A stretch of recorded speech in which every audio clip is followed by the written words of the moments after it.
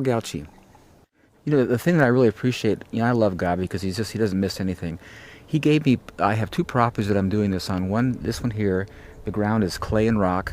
It would be impossible to farm. It would be considered from the agricultural point of view as marginal soil. The other place I have is 80% rock, totally gravel pit.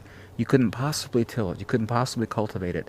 And in both of those places, I'm experiencing the most incredible, beautiful gardens. And what I love about God is that he is not challenged by anything. He is God. And clay and rock do not concern him. He just has the capacity to turn it all around. And I find that anything that comes in contact with God gets changed, including clay and rock. And I love that. It's just such a beautiful illustration of who he is, you know. And it's just so awesome to take people and take them back and show them my incredible ground. You can't even break with a pick. And walk on this stuff. It's totally buoyant. Everything's just growing great, you know. And I didn't do anything. I just put the cover down and God does it all, you know. This thing that God has created, he shows his magnanimous, awesome, giving, generous nature. And it is so beautiful in comparison to the man approach of tilling and putting back, constantly being on a treadmill running, never getting on top of it. All these wood chips just sit here, I don't do a thing. Anytime I choose to plant, put a seed in, it totally thrives. If I don't use it, it just waits for me and develops, you know, richer qualities. And in the meantime, it doesn't blow away, it doesn't turn to weeds, and it just stays. Where conversely, anything that I do, if I don't stay right on it, maintain it, I lose it, you know, kind of thing. I'm a slave to it. And again, it's just this incredible quality of God of just setting us free. What I find quite interesting is that the issues we have in agriculture, and I'll just list them: soil preparation, fertilization, irrigation, weed control, pest issues, crop rotation, pH issues, none of those issues exist in nature. And what I'm finding at my place, none of them exist here either. And I feel just so thankful to be set free from that. The whole issue is so very simple. It's all about cover.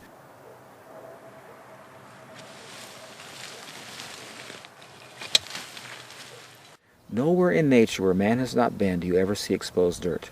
That only happens when man comes and takes the cover. Everywhere in nature where man has not been, it's either covered with needles and leaves or grasses, but the ground is covered. And the reason is because the ground is a living organism. And as all living organisms, such as ourselves, we have skin to protect us. The animals have fur. Fish have scales. Birds have feathers. And the soil is a living organism.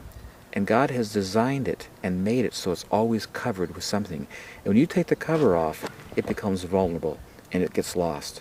And this is the thing that amazes me about us as intelligent human beings, how we don't see it, because we've been experiencing it for thousands of years in a negative way. We're all around us, all through creation. Everything's just growing beautifully with no work. And we work hard to fail. Whatever organic, natural thing you have at your disposal, it will work. And I've used everything from straw, grass clippings, leaves, animal manures, rocks. But having used them all, I come back to wood chips and I see where it's been for a while and what it's done. It is my favorite. It just is the nicest thing to use. First of all, when I speak of wood chips, I want to delineate between wood chips and other things that people put in the same category, such as bark, or shavings or sawdust. Wood chips, when I say wood chips, I'm referring to branches that have been chipped. Branches of trees, which is about 90% needles and leaves, that have gone through a chipper or a tub grinder. You want to get it from the source, you know, either a tree service or someplace who has a good amount of it, and because the bag's just too small and too expensive.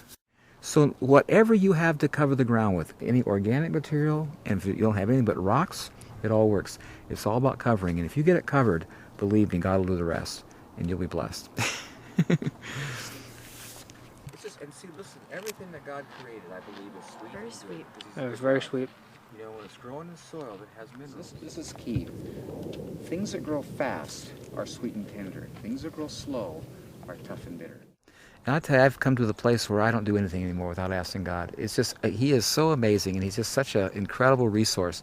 And I find that he really loves talking to us. He loves to share. He's an incredible artist. He's very proud of his artwork, and he loves to talk about it. And I just get so blessed, you know, to be part of it, and just feel, you know, so thankful that I can share with other people, you know. And like I was just sharing the other day, so I get people coming here through the summer at least, you know, 2-3 times a week. Groups anywhere from 1 to, there's been as many as, you know, 430 out here.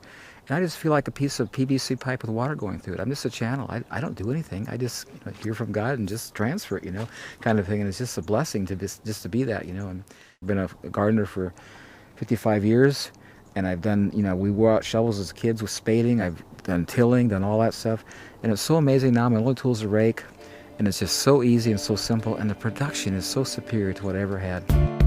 Ever wonder why you're working?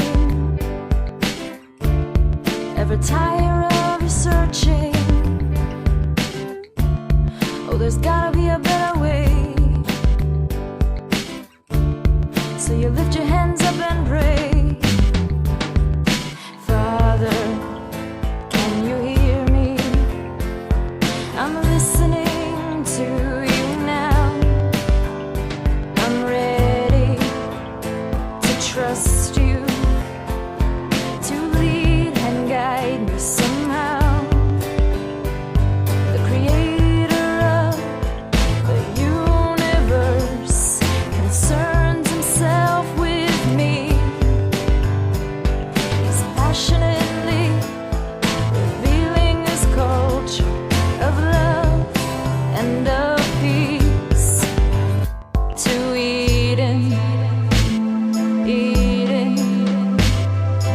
Eden is the place of freedom. To Eden. Eden is the place of freedom. Your yoke is easy, your burden is light. Help me to lean on you the rest of my life.